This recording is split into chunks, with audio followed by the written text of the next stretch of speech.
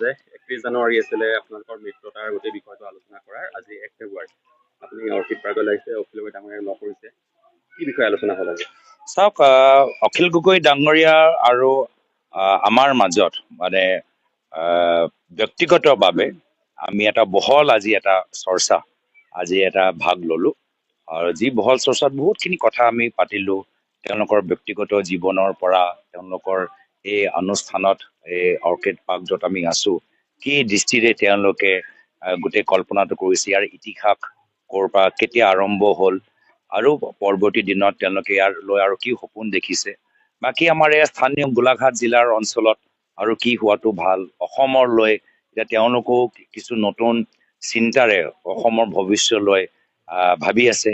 আমাৰো কিছু চিন্তা আছে, অসমৰ লৈ আমি কেনেদৰে আগবাঢ়ি যাব পাৰো, বৰ্তমানৰ ৰাজনৈতিক পৰিস্থিতি।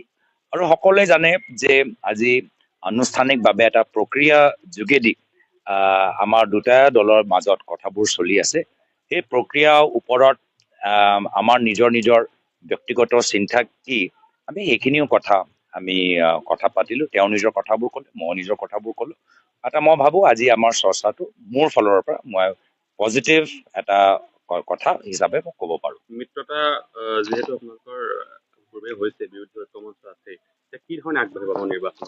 বিজেপি যথেষ্ট তেওঁলোকে শক্তিশালী, তেওঁলোকে 94খন আসন পাম বুলি বিভিন্ন ধৰণৰ কথা বতৰা কৈ আছে। বিজেপি অৱস্থাটো আমি যোৱাকালি দেখা পালো, যি দলে অভিযোগ দি আছিল যে বিৰোধী দলসকলৰ মাজত সংঘাত, আজি তেওঁলোকৰ নিজৰে কাৰ্যালয়ৰ মাজত মাৰপিট চলি আছে। এয়া হ'ল বাস্তৱস্থিতি।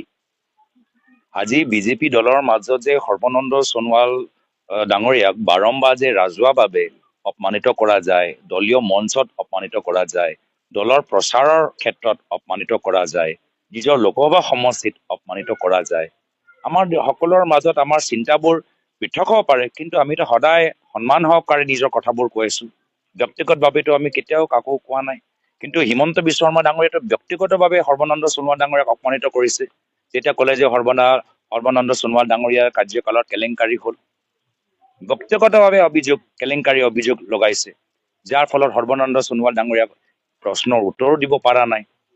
তো তেওঁলোকৰ তুলনাত আমাৰ কথাবোৰ আমাৰ আগবাঢ়ি গৈ আছে যথেষ্ট এটা, মই যদি কওঁ তেওঁলোকৰ তুলনাত আমাৰ প্ৰক্ৰিয়াবোৰ বেছিকৈ চিজিল আৰু সক্ৰিয় হোৱাটো ময়ো বিচাৰো। অকমান দেৰি হ'ল নেকি বাৰু গোটেই প্ৰক্ৰিয়াটো? আৰু অকমান আগত যদি দেৰি কাৰ লগত তুলনা কৰিম? যদি বিজেপি আজি তাৰিখত নিজৰ আসনৰ বুজাবুজি যদি প্ৰকাশ কৰিলেহেঁতেন, তেতিয়া ক'ব পাৰো কি হয় মোৰ দেৰি হৈছে, তেওঁলোকে আগতীয়াকে প্ৰকাশ কৰিলে, আমি প্ৰকাশ কৰা নাই, তেতিয়াহে মই কম দেৰি হৈছে।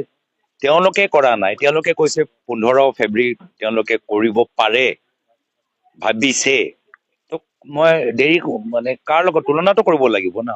আজি তাৰিখত আমিহে আগবাঢ়ি আছো। কাৰ লগতে? মোৰ মতেতো বিজেপি দলৰ দেৰি হৈ আছে। মোৰ লগতো বিজেপি দলৰ ভিতৰত তেওঁলোকৰ স্থিতিটো স্পষ্ট হৈ থকা নাই। আজি অলপ দিন আগৰলৈকেতো মুখ্যমন্ত্ৰীৰ চেহেৰালৈ তেওঁলোকৰ স্থিতি স্পষ্ট নাছিল। তেওঁলোকৰ দলৰ ভিতৰত হিমন্ত বিশ্ব শৰ্মা ডাঙৰীয়াক পুনৰবাৰ মুখ্যমন্ত্ৰী চেহেৰা হিচাপে নিবিচাৰে। সেইকাৰণে অমিত শ্বাহ ডাঙৰীয়াৰ পৰা হিমন্ত বিশ্ব শৰ্মা ডাঙৰীয়াক কোৱাবলৈ বাধ্য যে তেখেতৰ নেতৃত্বতে হ'ব। কিয় ক'ব লাগে?